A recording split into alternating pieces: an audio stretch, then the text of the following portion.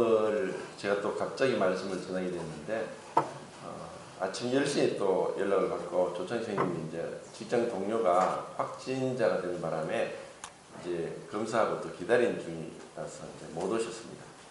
기도가 필요한 것 같습니다.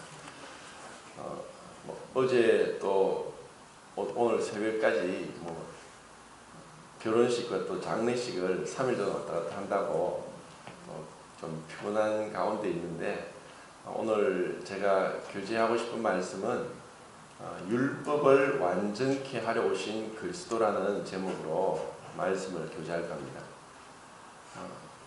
우리가 그 율법과 은혜라는 그 두 가지 그 상반되는 그것을 우리가 잘 알고 있습니다. 그래서 여전히 지금은 우리가 은혜 시대에 살고 있습니다. 그런데도 불구하고 율법 아래 있는 사람이 있다는 것입니다.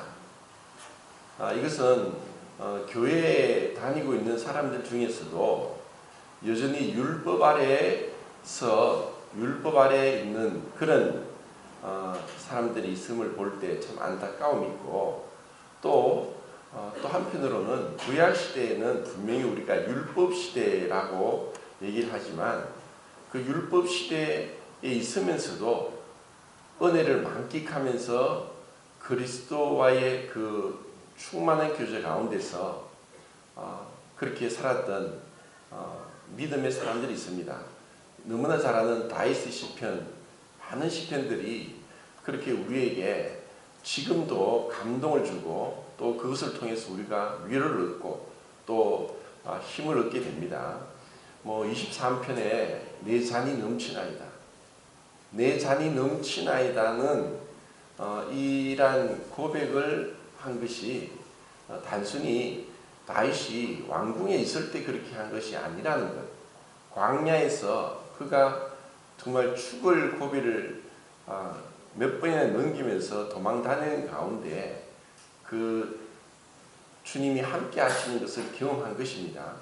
또 요셉과 같은 경우도 13년 동안을 죽을 고생을 다 합니다. 17세에 이제 팔려서. 그런데도 성경에는 항상 그는 정말 본의 아니게 부당하게 억울하게 감옥살이를 하고 죄를 뒤집어쓰고 그렇게 있으면서도 하나님이 말씀하시기를 하나님이 요셉과 함께 하시니 형통하더라. 분명히 요셉의 삶은 13년 동안 정말 그 종의 삶이었고 또 언제 죽을지 모르는 그 죄수의 삶이었는데도 하나님께서 그와 함께 하셨다고 합니다. 그래서 그 율법과 은혜는 오늘날 어쩌면 우리 시대에도 혼재해 있다는 것이고, 그리고 분명히 은혜가 있는 곳에 율법이 있는데 은혜 아래 있다 하면서도 율법 아래 매일 수가 있습니다. 그래서 왜 그럴 수 있는가? 그러면 거듭난 그리스도인들에게 있어서도 이와 같이 거듭났음에도 불구하고 스스로에 만든 율법, 그리고 지식이 부족하고 또 믿음이 부족함으로 인해서 율법 아래 있을 수 있다는 것입니다. 또 다른 경우는 크게 하나님의 말씀을 오해하는 사람도 많습니다. 은혜로 구원을 받았음에도 불구하고 그들은 이제 그리스도가 율법의 마침이 되셨다. 이제는 율법과 이제 상관이 없다. 이미 예수님이 갈라디아 3장에서 그리스도께서 우리를 위하여 저주를 받은 바 되사 율법의 저주에서 우리를 속량하셨으니 이는 나무에 달린 자마다 저주 아래 있는 자라 하였습니다. 그리스도께서 율법의 저주를 다 받으셨다. 그래서 로마서에서도 그리스도께서 율법의 마침이 되셨다. 그렇기 때문에 이제는 우리가 율법으로 어떤 하나님 앞에 나갈 필요도 없고 율법을 지키지 않아도 되고, 십계명은 구약시대 이스라엘 백성에게 준 것이지 우리와 상관이 없다라고 가르치고 믿고 있는 그런 그리스도인들도 제가 보았습니다. 그럼 이것은 왜 이와 같이 그것은 분명히 잘못된 것입니다. 그것은 하나님의 말씀을 오해했고 그리고 하나님이 원래 우리를 부르신 그 부름의 구원의 목적을 모르기 때문에 그렇게 얘기하는 것입니다. 그래서 오늘 그리스도께서 오신 것은 율법을 폐하러 온 것이 아니라 완전케 하러 오셨다. 그러면 예수님이 오시기 전까지는 그 율법이 완성될 수 없다는 것입니다. 그리고 이미 그리스도께서 오셨고 이미 성천하시고 하나님 보좌 우편에 계시고 또 약속하신 보혜사를 우리에게 보내주셨습니다. 그래서 우리가 진리의 말씀 곧 구원의 복음을 듣고 마음으로 믿어 약속의 성령으로 인치심을 받았습니다. 우리는 유대인이나 헬라이나 종이나 자유자나 다 한 성령으로 세례를 받아 한 몸이 되었고 또 한 성령을 마시게 하셨다고 하면서 우리는 이미 그리스도 안으로 침례받고 그리스도 몸의 지체가 되었고 그리고 그분과 이제 연합된 자가 되었습니다. 그런데도 이제 우리가 잘못 행할 수 있다는 것은 갈라디아서에서 분명히 나타납니다. 어리석도다 갈라디아 사람들, 너희가 성령으로 시작하였다가 육체로 마치겠느냐? 하고 이 갈라디아 교회에 다른 복음을 가지고 왔습니다. 그들은 유대주의자였습니다. 유대인들이 금송아지를 만든 것처럼 이제 우상은 더 이상 없다. 이제 우리가 더 이상 어리석게 금송아지를 만들 그리스도인이 어디 있겠느냐 하지만 사도 요한은 요한일서 5장에서 자녀들아 우상을 멀리하라. 그래서 그 우상이 무엇이고 또 우리가 왜 율법 아래 또 들어가는 어리석음을 범하는가, 그리스도께서 왜 율법을 완전케 하셨다는 것은 무슨 말씀인가. 자, 이와 같은 부분에서 좀 주제가 넓은 것 같지만 한번 생각해 보도록 하겠습니다. 자, 우선은 마태복음 10장 34절 보겠습니다.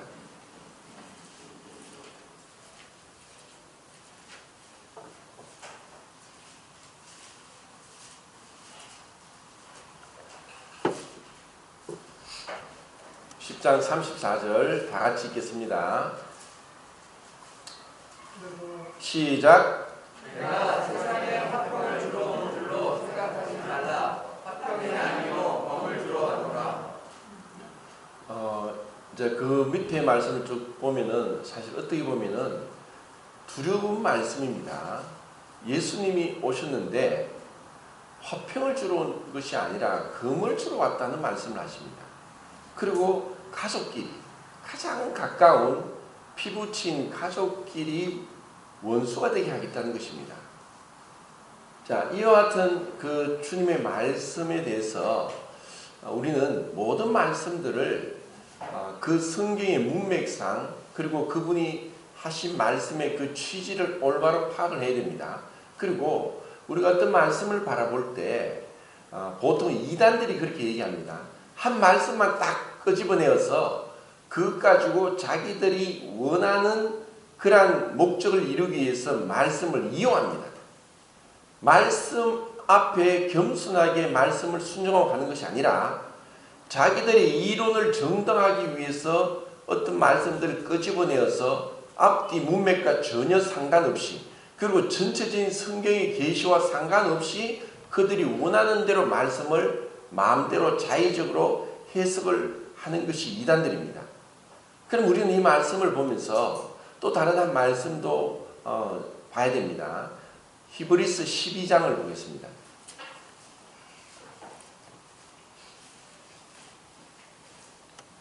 (12장) 14절입니다. 자, 읽겠습니다. 시작. 모든 사람과 더불어 화평함과 거룩함을 따르라. 이것이 없이는 아무도 주를 보지 못하리라. 사실 이 말씀은 히브리서 12장에 있는 말씀은 우리 그리스도인 모두에게 하시는 말씀이고 12장의 주제는 자녀들을 향한 아버지 징계에 대한 말씀입니다.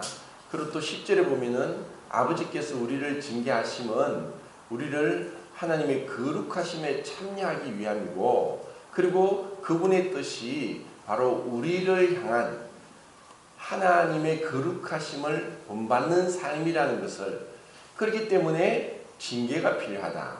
징계가 없으면 사성하다. 너희가 육신의 부모라도 자녀를 키우는데 자녀를 마음대로 자기 하고 싶은 대로 그냥 내버려 두는 부모가 어디 있느냐. 그것과 같이 우리 영적인 아버지께서도 우리를 그냥 내버려 두어서 마음대로 살게 하지 않는다는 것입니다. 그래서 여기서 모든 사람으로 더불어 화평함과 거룩함을 쫓으라. 이것이 없이는 주를 보지 못하리라. 우리는 이 성경을 복음적으로 해석한다고 하면서 우리가 구원받고 천국 가는데 필요한 말씀들을 보고 있지만, 모든 성경이 하나님의 말씀이고, 그리고 이 모든 성경에 있는 것을 다 가르치고 행할 때에 그때 우리에게 하나님으로부터 칭찬이 있다는 것입니다. 그래서 정말 나에게 필요한 말씀만 듣고 그렇지 않은 것은 그냥 별로 생각지 않고 지나간다는 것도 분명히 우리 그리스도인의 자세가 아닙니다. 근데 분명히 여기서는 앞에서 읽은 마태복음 10장하고 또 여기 있는 말씀과 상반됩니다. 예수님은 화평을 위해 온 것이 아니라 금을 주러 왔고 우리 집안 식구끼리 원수가 되게 하기 위해 오셨다라고 말씀하셨는데, 이제 히브리서 말씀에서는 너희가 모든 사람으로 더불어 화평함을 쫓아라. 거룩함을 쫓아라. 이것이 없이는 주를 보지 못하리라. 라고 말씀하시니까 이러한 말씀들에 대해서 우리가 자칫 올바른 이 성경을 해석하고, 그리고 하나님의 그 원래의 뜻, 왜 이렇게 말씀하셨는지 그 뜻을 우리가 올바로 분별하지 못하면은 우리 삶이 정말 열매 맺지 못하는 삶이 될 수 있습니다. 로마서 6장에서 우리를 구원하신 목적은 거룩함에 이르는 열매를 얻기 위함이라고 했습니다. 그리고 구약 성경에 하나님의 뜻을 한마디로 딱 집어서 말하면은 레위기 11장 45절입니다. 내가 거룩하니 너희도 거룩하다. 거룩하라. 그리고 신약 성경의 베드로전서 1장 15절 16절 말씀입니다. 내가 거룩하니 너희도 거룩하라. 자, 이것이 하나님의 말씀입니다. 그분의 뜻입니다. 자, 정말 이 복음이 축소되고 왜곡되고 변질되어서 이 복음을 우리가 정의할 때 구원의 복음, 이 말씀을 믿고 천국 가는 복음으로 제한을 합니다. 복음, 모든 말씀이 복음이지, 내가 이 복음은 예수 믿고 제산 받고 천국 가는 것만이 복음이 아닙니다. 이와 같이 잘못된 복음을 들음으로 인해서 우리 그리스도의 삶이 어떻게 그리스도를 닮고 거룩함을 추구하는 삶이 되지 못하는 그런 안타까운 일이 일어났던 것입니다. 예수님이 처음 이 땅에 오셨을 때 성육신 하시고 정말 인간으로서 가장 나약한 모습으로 마리아의 몸에서 나셨을 때, 그리고 완전히 무방비 상태로 태어나셨는데 사관에 누일 곳이 없어서 말 구유에, 말이 먹는 그 밥통에 누일 수밖에 없었던 그 주님을 생각할 때 우리는 정말 머리를 숙이고 무릎을 꿇어야 됩니다. 그때 하늘에서는 영광이고 땅에서는 기뻐하심을 입은 자들에게 평화로다라고 말씀했습니다. 그분은 구약에 말씀했던 솔로몬, 평화의 왕, 그분은 평강의 왕입니다. 이사야 선지자가 평강의 왕이다. 영존하신 아버지다. 그분은 우리에게 참된 평화를 주게 왔습니다. 예수님이 오시지 않았더라면 우리는 평화가 뭔지, 하나님과 원수된 가운데 있으며, 그리고 사람과 사람 사이에서도 사실 내 마음과 맞는 사람이 아무도 없습니다. 어제 우리가 참 오랜만에 교회에서 결혼식이 있었습니다. 참 이것은 기쁜 일입니다. 그런데 많은 사람들이 이 결혼의 참된 목적을 모르고 이 결혼의 이 고귀함을 깨뜨려버리는 그러한 일들을 볼 때 참 안타깝습니다. 그럼 이것이 결혼은 한 몸 되는 것이고, 그리고 한 몸은 또 성경에서 두 번밖에 없습니다. 남편과 아내가 한 몸이고, 그리고 교회가 한 몸이라고 했습니다. 제가 지난번에 말씀드린 것처럼, 지난주였죠. 교회에서 교인, 멤버십, 회원이란 말은 하나도 없습니다. 돌로스, 돌레 34번이 나오는데 복수형으로 돌레가 지체들이라고 나오고, 지체, 그것은 회원이 아니고 하나의 어떤 그 멤버가 아니라 그리스도의 몸의 지체, 그리스도의 몸, 그리스도의 한 몸의 손가락이 한 몸이라는 것, 우리를 그리스도와 한 몸이 되게 했다는 것, 이것이 복음의 비밀입니다. 그리고 이 복음이 구원은 개인적으로 받지만 이 구원은 결국 우리를 교회의 한 지체로 연결시켜 준다. 우리의 눈을 뜨게 하시고 어둠에서 빛으로, 사단의 권세에서 하나님께로 돌아오게 하고, 예수님을 믿어 죄사함과 거룩하게 된 무리 가운데서 기업을 얻게 하려 함이라. 우리를 홀로 내버려두지 아니하셨고 교회 몸의 지체로 불러주셨다는 것입니다. 우리는 그리스도의 몸의 한 지체가 되었고, 우리가 형제 자매는 정말 우리로 하여금 영원한 형제 자매란 말입니다. 친구가 형제 자매가 아니라 우리는 천국에서 영원히 형제 자매로 있을 한 몸 지체가 된 자로 불렀다는 것입니다. 이렇게 우리를 그 하나님과 화평하게 하고 사람들과 화평하게 했습니다. 그런데 정작 우리가 이런 화평한 가운데 부부 사이에 아니면 교회에서 화평하게 지내고 있느냐, 어떻게 그러면 화평을 쫓아서 화평함과 거룩함을 쫓아 행하느냐, 그렇지 않으면 주를 보지 못하리라. 그리고 마태복음에서 산상수훈에서도 그 7번째 복이 뭐죠? 화평케 하는 자는 복이 있나니 저희가 하나님의 아들이라 일컬음을 받을 것이며, 하나님의 아들이다. 우리가 하나님의 자녀가 되는 것은 화평케 하는 자입니다. 그럼 내가 어떻게 화평케 하느냐? 예수님이 우리를 화평케 하기 위해서 금을 주러 오셨다고 하셨지만, 이제 우리가 하나님과 화평하게 된 자고, 그리고 성도들과 한 몸의 지체가 되어서 화평하게 되었다면, 이제 우리는 그리스도의 몸의 지체로서 세상 가운데 화평케 하는 자, 화목케 하는 직책을 받고 세상에 나가고 또 교회 생활을 하고 있습니다. 우리가 천국 가기까지 우리의 구원받은 자의 삶은 뭐냐? 화목케 하는 직책이라는 그 직분을 가지고 살아가는 것입니다. 왜냐하면 세상에는 화목이 없기 때문에. 그 화목이 없는 세상 가운데 우리가 어떻게 화목하게 하느냐, 이것을 이루어가는 것이 율법을 온전하게 하는 것입니다. 저는 구약 성경을 참 좋아합니다. 구약 성경에 나오는 많은 말씀들, 그리고 그 율법 안에 특히 모세오경 안에서 율법이 무엇인가 분명히 드러납니다. 그 모세오경을 통해 나타난 많은 법이 있습니다.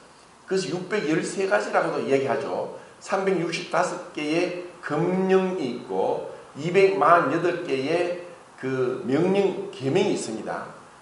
행하라는 계명이 248개가 있고 하지 말라는 명령이 365개가 있는데, 그 명령들 우리가 다 어떻게 합니까? 근데 그것을 하나하나 연구하고 묵상하고 할 때 무엇이 드러나느냐? 하나님의 놀라운 자비가 드러납니다.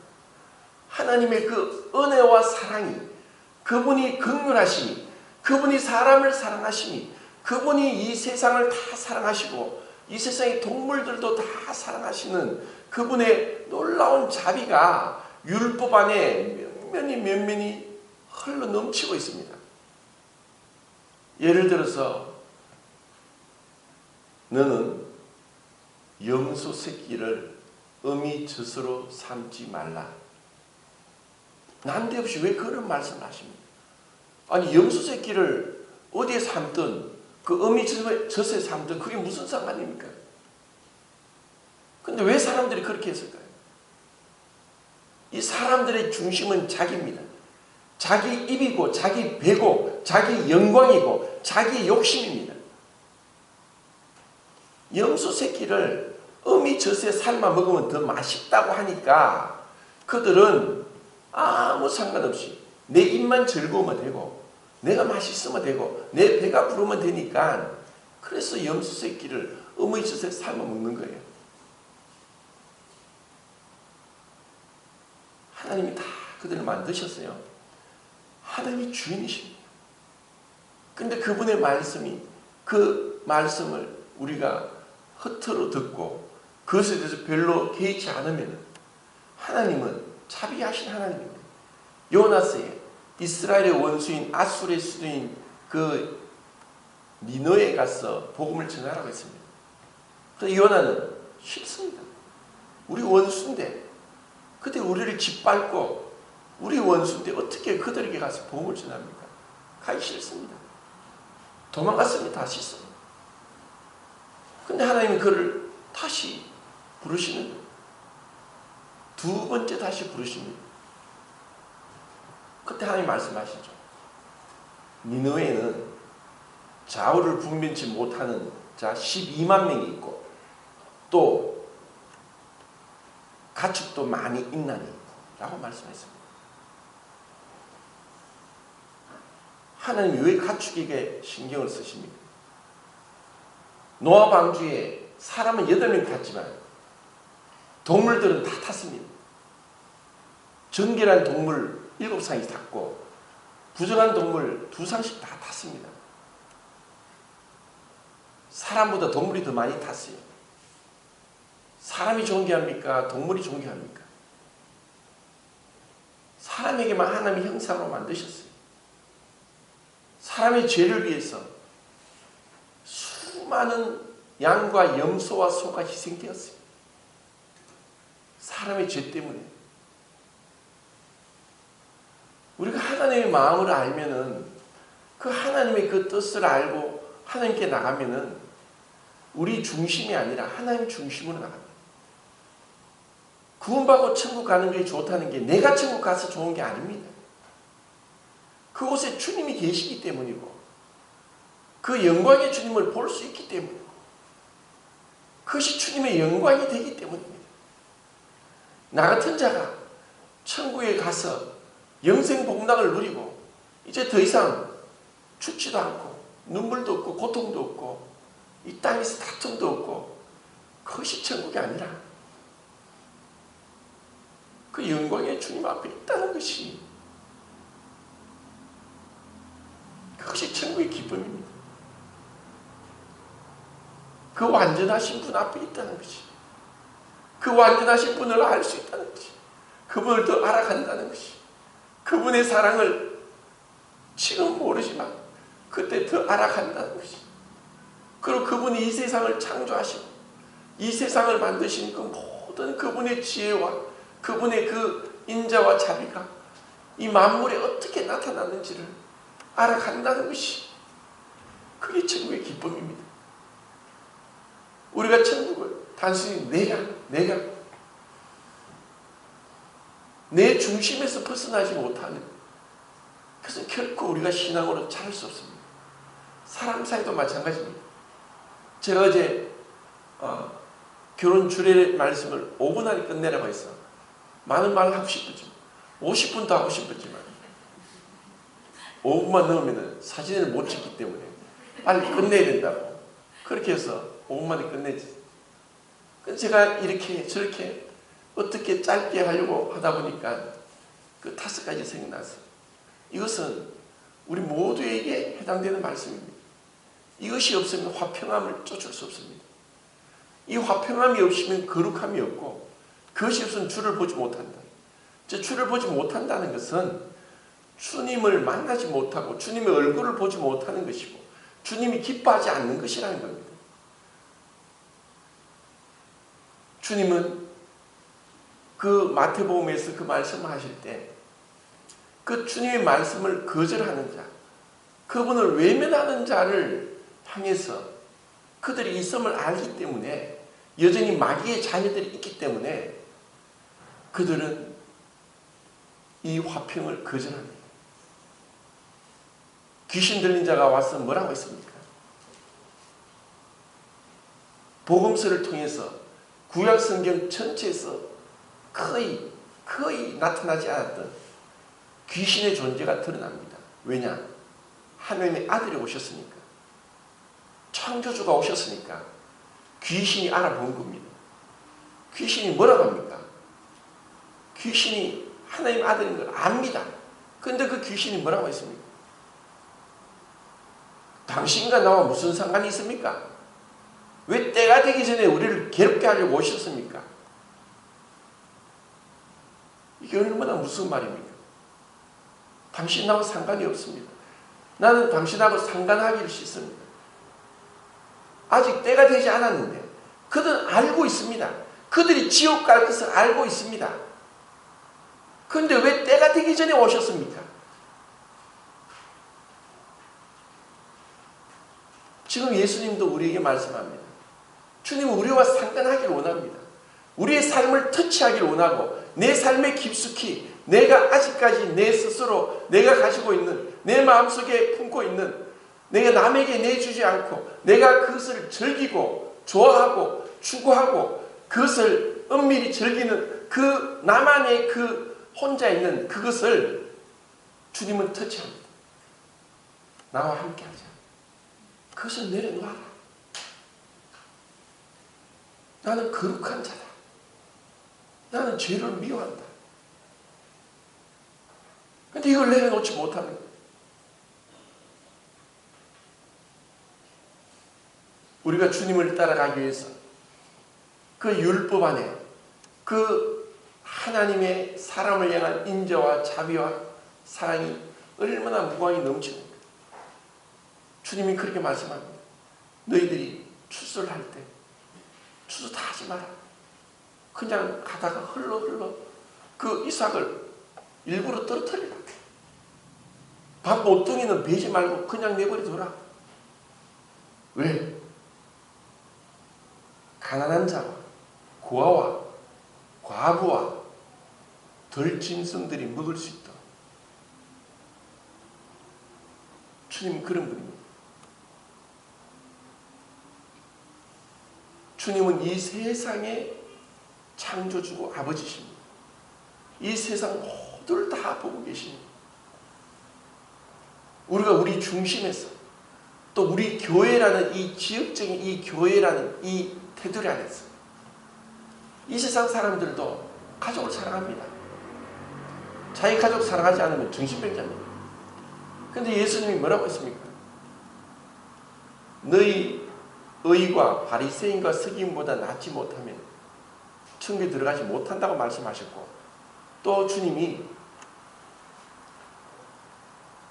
너희를 사랑하는 자를 사랑하면 너희 사랑이 무엇이겠느냐? 이방인들도 그렇게 하지 않느냐? 그래서 예수님은 내 원수를 사랑하라고 했습니다. 원수가 어디 있습니까? 내 중심적이 되면 나를 싫어하고 나를 무시하고 나에게 함부로 대하는 자들에 대해서는 우리의 본능상 그 사람에게 똑같이 대하려는 하는 마음, 싸우든가 아니면 완전히 무시하든가 외면하든가 아니면 돌아서서 속으로 저주하든가, 이것이 육신의 본성입니다. 그래서 이것은 바로 죄입니다. 이 죄는 결코 화목이 될 수 없습니다. 이 죄를 가지고 있어서는 화평이 이루어질 수 없습니다. 이것을 이기기 위해서는 무엇이 필요하냐? 자, 성경 한 군데 더 보겠습니다. 베드로전서 2장 11절입니다.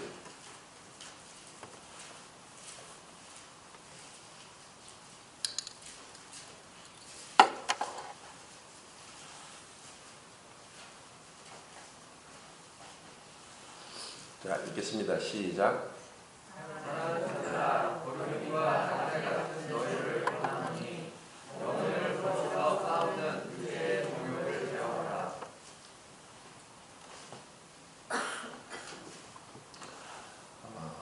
우리는 지금 나그네입니다. 아직 본향에 도달하지 않았어요. 그래서 우리의 그 목적지가 가기까지 우리에게 해야 될 일이 있습니다. 나그네 여행 같은 자들에게 영혼을 거스려 싸우는 육체의 정욕을 제어하라. 여기서는 육체의 정욕을 제어하라고 했습니다. 제가 새 원수를 향하여 싸우는 방법과 싸우는 그 수단이 다르다고 말씀을 드렸습니다. 새 원수는 사단과 세상과 육신입니다. 사단을 향해서 어떻게 싸우라고 했습니까? 대적을 하고 있습니다. 어떻게 대적합니까? 예수 그리스도 이름으로 대적합니다. 예수 그리스도 이름으로 사단을 대적하는 것입니다. 이 세상과 어떻게 싸웁니까? 세상을 사랑하지 말라. 세상을 사랑하면 무엇이 없습니까? 아버지의 사랑이 그 속에 없다고 했습니다. 내가 아버지를 사랑하면은 세상을 사랑할 수 없어요. 두 사람을 사랑할 수 없어요. 신부가 두 남편을 사랑하면 그것은 이건 완전히 엄청난 비극입니다. 우리는 아버지를 사랑해야 되는 거예요. 이 세상을 왜 사랑하느냐? 아버지의 사랑의 그 충만함을 모르기 때문입니다. 그럼 우리의 육신은 어떻게 육신과 싸웁니까? 그것은 바로 성령입니다. 영혼을 거스려 싸우는 육체의 정욕을 제하라. 어떻게 성령을 힘입어서 싸우는가? 이것이 우리의 그 신앙의 과제입니다. 이것을 올바로 우리가 이해하고 삶에 적용하고 해나갈 때 우리는 이 육신의 정욕을 이길 수 있는 그 방법 그리고 그 길을 알 수 있는 것입니다. 자, 한 군데 더 보겠습니다. 갈라디아서 6장입니다. 6장 14절.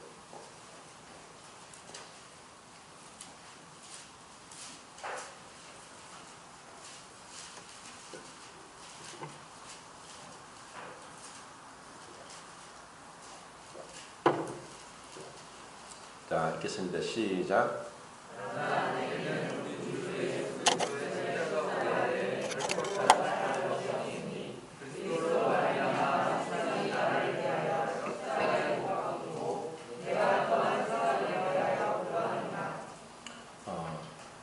분명히 이제 로마서나 또 갈라디아서 말씀에서 또 골로새서 말씀에서 그 하나님께서 우리를 향한 그 구원의 길은 분명하게 제시되어 있는데 첫 번째 전가된 죄, 그 아담으로부터 물려받은 전가된 죄는 십자가의 그리스도의 피로서 우리를 정결케 하시고 전가된 의, 그리스도 의를 옷 입게 하심으로 이제 그저 값없이 우리가 다만 수동적으로 또 이것을 그냥 값없이 선물로 받게 되는 것입니다. 이것이 은혜입니다. 그런데 이것에 머무르면은 우리는 지금 말씀드리고 있는 육체의 정욕을 제어하는 것을 하기가 힘듭니다. 이 육체의 정욕을 이길 수 있는 힘은 바로 우리 안에 내재된 죄, 이 내재된 죄를 위해서 하나님이 하신 방법은 우리를 예수 그리스도와 함께 십자가에 못 박으신 겁니다. 이것은 죽지 않으면 해결 안 됩니다. 우리가 그분과 함께 못 박혀 죽었다는 것입니다. 그래서 제가 이 그리스도와 연합에 대해서 계속 말씀을 준비하면서 지금 약간 곁길로 빠졌는데 내가 그리스도와 함께 연합되었다. 언제? 시간적으로는 이미 창세 전부터였고 이것이 내재된 연합이고, 그리고 시간적 연합은 2000년 전에 갈보리 언덕에서 우리가 그분과 함께 못 박혀 죽었습니다. 그리고 이제 적용적 연합은 지금 내가 성령을 의지함으로 내가 못 박혀 죽은 자라는 것을 알고 믿고 여기고 내가 믿음으로 그분께 나갈 때에 그때 우리는 승리하게 됩니다. 이 과정이 지금 우리가 신앙생활을 하면서 배워나가야 될 것입니다. 우리나라에 굉장히 이제 훌륭하고 유명한 목사님이 계시는데 저도 한 번씩 그분의 설교를 듣습니다. 얼마 전에 듣은 설교는 그분이 그래도 우리나라에 알아주고 인격적으로 정말 지금 존경받는 목사님 중 한 분인데, 자기에게 후배 목사가 정말 객관적으로 볼 때 별 볼 일 없는 후배 목사가 자기를 막 욕하는 것을 욕하고 돌아다닌다는 얘기를 듣게 됐습니다. 굉장히 기분이 나쁘고, 그리고 자기가 있는 지위에서 그런 이름 없는 후배 목사를 말 한마디로도 매장시킬 수 있는 그런 힘이 있는 분인데, 그분이 기도하면서 내가 그렇게 육신적으로 해서는 안 되겠다 해서 그 후배 목사에게 메일을 썼답니다. 목사님, 저도 불완전한 사람인데 제가 혹 잘못해서 목사님 힘들게 했으면 저를 용서해 주십시오 하고 정말 정중하게 메일을 썼는데, 그 메일을 받은 그 후배 목사님이 너무 부끄러워서 오히려 자기가 사과를 하면서 화해를 하게 됐다는 그런 얘기를 들으면서 참 쉬운 게 아닙니다. 내가 그리스도와 함께 죽었다. 그것은 내 모든 것, 나의 자랑, 나의 명예, 나의 지식, 나의 모든 것이 십자가에 못 박히는 겁니다. 이 못 박힌 것을 믿는 것입니다. 죽어야만이 화평이 오는 겁니다. 그런데 죽지 않기 때문에 이 세상에 온갖 불화가 있고 전쟁이 있는 것입니다. 이것은 사람과 사람 사이에도 계속 일어납니다. 우리는 살아가면서 많은 이해관계, 그리고 어떤 사건들을 통해서, 그리고 각자 생각이 다 다릅니다. 저도 결혼하고 거의 지금 30년이 다 돼가는데 29년째입니까? 아직도 의견이 잘 안 맞아요. 같을 수가 없어요.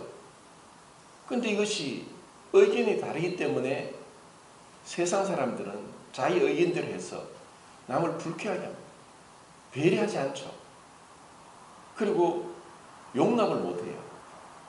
그러니까 용납이 안 되니까 인내를 할 수 없죠. 그리고 가장 근본적인 것은 존중하지 않아요. 제가 지난주에도 말씀드렸습니다. 우리는 내가 재판장이 아니라 나는 율법의 준행자지, 율법의 재판장은 하나님이십니다. 그래서 내가 지금 판단하려고 해서는 안 됩니다. 내가 이것저것, 내가 보는 것은 불완전하고 온전하지 못할 것입니다.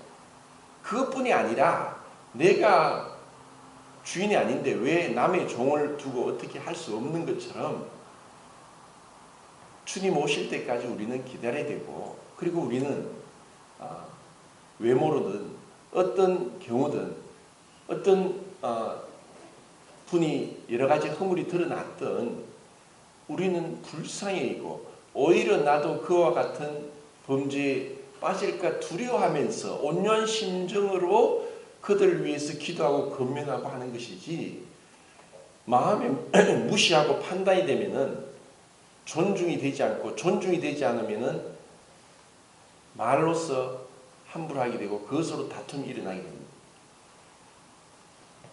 그 존중이 없는데 헌신은 절대 할 수 없습니다. 그 존중하기 위해서 정말 인내가 없이 내가 내 자신을, 이 영혼을 거스려 싸우는 육체의 정욕을 제어하는 성령을 의지해서 성령의 인도를 받으면서 육체의 욕심을 이루지 않기 위해서 내가 내 자신을 쳐서 복종시키는 것이 없이는 인내가 없습니다. 그리고 인내를 하려고 해서 정말 하나님이 나를 용납하셨다. 나 같은 죄인을 용서하셨다. 내가 1만 달란트 빚져서 몇백억 빚을 졌는데 내가 갚을 수가 없는데 다 탕감해 줬어요. 근데 내한테 100만 원 빚진 자를 붙들고 내 빚 갚으라고 그렇게 멱살을 잡고 한다는 것은 하나님 볼 때 악한 겁니다. 내가 하나님으로부터 어마어마한 그 죄를 용서받았는데 너 누구를 용납 못합니까? 그래서 이 5가지는 배려와 용납과 인내와 존중과 헌신은 사랑의 5가지 그 감각입니다. 사랑의 5가지의 면을 우리가 거기서 볼 수 있습니다. 이렇게 할 때 우리는 화평을 쫓고 거룩함에 이를 수 있는 것입니다. 이렇게 점점 주님의 그 거룩함을 닮아가는 것입니다. 나에게 어떤 여러 가지 그 참을 수 없는, 사실 직장 생활을 하면서 어떤 일보다도 더 어려운 게 뭐냐? 인간관계입니다. 직장 상사나 동료나 아니면 심지어 요즘은 까마득한 후배조차도 위아래 없이 지할 말 다 하고 함부로 하고 이것 때문에 스트레스 받고 힘들 수 있습니다. 그럴 때마다 우리가 그리스도께서 나를 위해서 죽으신 그 십자가를 생각하고 내가 이미 십자가에 못 박혔다. 내가 죽어야만 부활의 그리스도의 생명이 나타나는 것입니다. 죽지 않고서는 부활이 없습니다. 내가 그리스도의 삶을 살고 그리스도께서 나를 통해 나타나기 위해서 내가 그리스도와 함께 십자가에 못 박혔다는 것을 믿고 여기고 그렇게 말씀을 내게 적용할 때야 내 힘이 아니라 그리스도의 능력, 그리스도의 사랑, 그리스도의 인내, 그리스도의 헌신이 그때 나타나는 것입니다. 이것을 우리가 배우기를 바랍니다. 감사합니다.